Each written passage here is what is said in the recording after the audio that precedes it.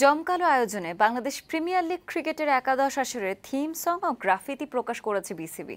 অনুষ্ঠানে এবারের বিপিএল এর উন্মাদনা সবার মাঝে ছড়িয়ে দেওয়ার আহ্বান জানিয়েছেন যুব ও ক্রীড়া উপদেষ্টা আসিফ মাহমুদ সজীব ভুঁইয়া।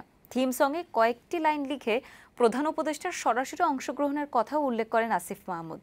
অনুষ্ঠানে প্রথমে জুলাই বিপ্লবের নানা প্রতীকী ছবির সমন্বয়ে গ্রাফিতি প্রদর্শন করা হয়। পরে আবার এলো বিপিএল শিরোনামে প্রকাশ করা হয় থিম সং।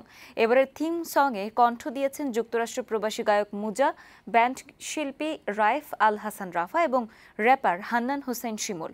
গানে মডেল হয়েছেন রিদি শেখ।